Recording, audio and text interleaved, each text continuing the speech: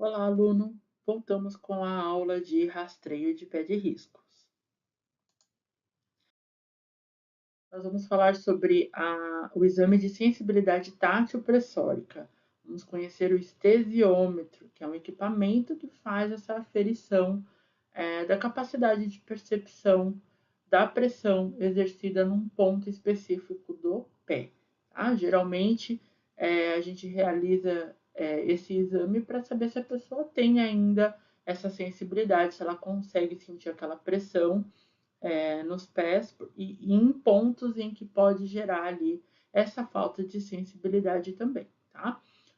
O monofilamento, na verdade, ele é um equipamento, tá? Um fio de nylon que faz essa aferição dessa sensibilidade, tá? Também é conhecido como estesiômetro, né?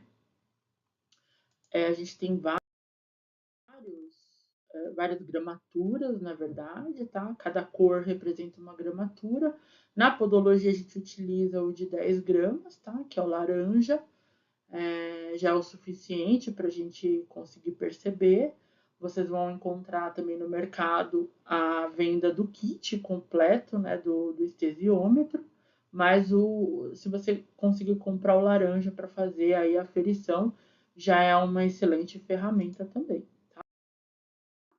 A gente aplica a ferramenta, né, o fio de nylon em pontos específicos do pé, principalmente em pontos em que pode gerar uma lesão, uma bolha, um calo, uma calosidade, né? Um ponto que é de atrito e hiperpressão plantar. E aí a gente verifica se realmente está ocorrendo ali a falta de sensibilidade, tá? Existem vários tipos, né? Como eu mostrei, aquele aparelho que é vendido no kit, mas também existe o modelo aí de caneta que você pode encontrar da marca Orthopower e de outras marcas também que são, né, portáteis, reclináveis, que dá para recarregar, né? Dá para colocar ali o fio no estojo, tá? Então, o exame ele é feito geralmente em alguns pontos, os pontos mais específicos são hálux, tá? Na distal do hálux e nas cabeças dos metatarsos, do primeiro, do terceiro e do quinto metatarso, né? São regiões que geram muito atrito e hiperpressão, tá? Algumas nomenclaturas, algumas bases aí científicas, né, dizem para a gente fazer só no primeiro e no último metatarso. Você vai aferir onde você percebe que pode haver ali uma lesão. Vai observar a biomecânica do seu paciente, vai observar o tipo de pé, vai observar a pisada, vai entender ali quais são os pontos de maior pressão.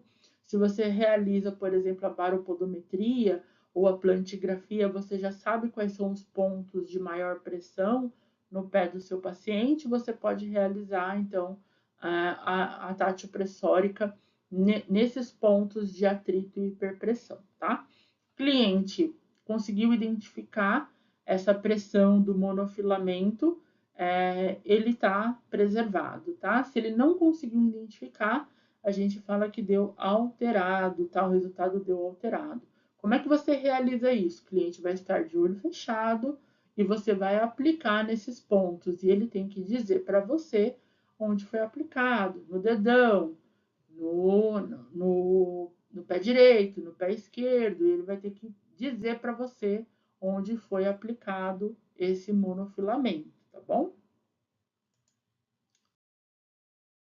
Se ele errar, né, 2 ou 3 testes desses, você pode dizer que já deu alteração ali, ele tem uma alteração de sensibilidade, tá? Se ele acertar todos e errar, né? Vamos imaginar aí num teste de 5 pressões que você faça, ele acertar 4 e errar uma, né? Você ainda não pode dizer que deu alteração. Aquele foi por conta das outras sensibilidades que ele teve, né? Ele sentiu a pressão do monofilamento nas outras partes do pé e ele acaba se referindo ali, né, como se tivesse sentido também, tá? O importante é que você faça a pressão com monofilamento alternada, tá? Em um pé para o outro, e que também você deixe de fazer essa aferição, deixe de fazer a pressão com monofilamento, para que ele, né, tenha a possibilidade de dizer se ele sentiu ou não, tá? Se você coloca o monofilamento, se você aplica o monofilamento todas as vezes, ele vai sentir essa pressão. Então, você tem que alternar ali em algumas vezes, não colocar esse monofilamento, tá bom? A gente tem também o teste de sensibilidade tátil vibratória, né? Que aí a gente está fazendo uma aferição mais profunda, né? Da questão da sensibilidade, tá?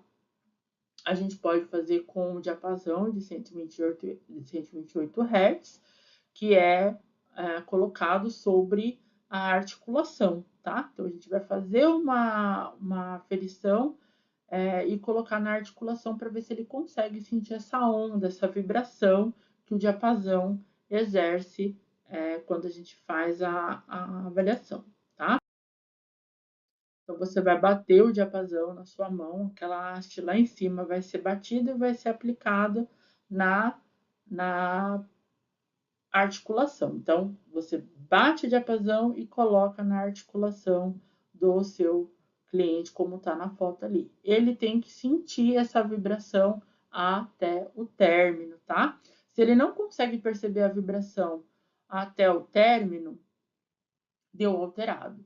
Se ele consegue perceber a vibração e quando ela termina, ela está preservada, tá? Então, essa sensibilidade tátil vibratória percebe aí também a questão motora, sensitiva, né? E é importante no rastreio do pé de risco, tá?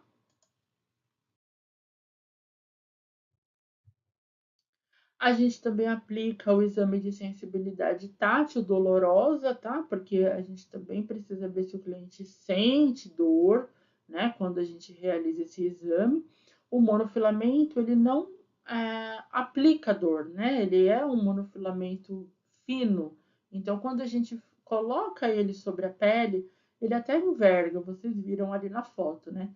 Já na dolorosa, a gente faz isso, pode fazer isso com o alfinete que vem no martelinho, inclusive de book, que a gente vai ver no próximo exame. Mas vocês podem utilizar um alfinete, pode utilizar alguma coisa que tenha uma resposta dolorosa. O cliente precisa sentir o espetinho, né? Aquela espetada mesmo, né? Se o cliente sente a espetada, né? Esse espeto, esse incômodo, esse estímulo doloroso, ele tá com a sensibilidade tátil dolorosa preservada, tá? Se ele não sente, ele tá com ela alterada. E a gente vai fazer esse registro na ficha de avaliação também, tá? Aqui a gente tem o exame de cinético postural, é quase a propriocepção, mas aqui a gente avalia a força desses músculos também, tá?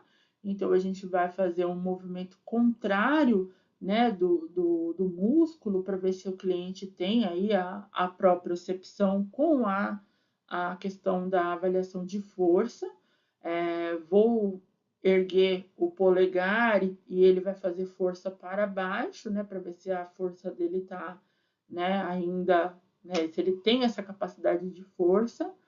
A gente pede para ele também fazer força contrária à nossa mão com a abdução dos dedos, tá? E nos pés também, né? Você pede para ele empurrar a sua mão, né? E fazer um movimento contrário à sua mão para ver se essa plantiflexão e dorsiflexão ainda estão preservadas também, tá? Isso também avalia a questão da sensibilidade e da força muscular, tá? São dois testes em um ali quando a gente avalia essas questões, tá? Aqui é muito importante a gente avaliar, porque o pé de Charcot ou pé de Charcot de Meritucci, né, como a gente fala também, né, são duas situações, né, de artropatias, a gente vai ter uma destruição de tecido mole, destruição muscular. Então, esses exames, eles avaliam essas questões de força desse músculo, dessa fáscia, né? E dos tecidos moles também, tá? E aqui, por último, o exame de reflexo patelar, né? O que eu falei do martelinho, né? É o teste do martelinho. A gente faz aí a aferição de reflexo patelar, tá? Precisa aplicar ali abaixo, né, da rótula mesmo, né, da patela, e verifica se tem um reflexo. Toda vez que bate ali, tem um reflexo de movimentar o membro, né? Pode ser o martelinho de Book ou de Taylor, tanto faz, a diferença é o formato mesmo, tá? É, o importante é aferir se ele tem movimento ali, tá? Nos martelinhos, lá na base dele, vem o espetinho, né? Vem o alfinete para fazer o exame de é, sensibilidade tátil dolorosa, tá? Então, se você comprar um martelinho de Book, por exemplo, ele já vem com o espeto na sua base. Ok? A gente tem aí 3 tipos de martelos, né? Conhecidos para fazer esse exame de reflexo patelar. O de Taylor, o de Babinski e o de Book. Geralmente a gente utiliza o de Book, tá? Para fazer essa aferição do reflexo.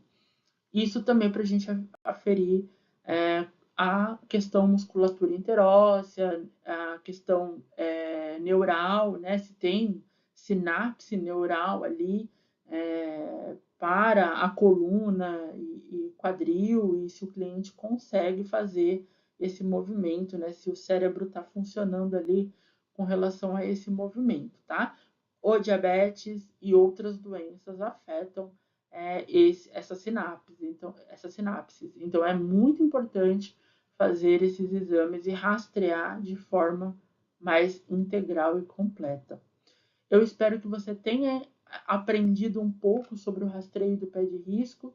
Espero que a partir de hoje você aplique esses exames no seu gabinete e transforme os seus atendimentos, né, dos clientes de risco em uma verdadeira experiência, né, proveitosa, porque muitos clientes podem aí evitar a amputação através dos seus cuidados, tá? Então, lembre-se sempre, você é o profissional de saúde capacitado, qualificado para fazer esse rastreio, para evitar a amputação e para evitar a morte desse paciente também, tá? Muito obrigado e até a próxima aula.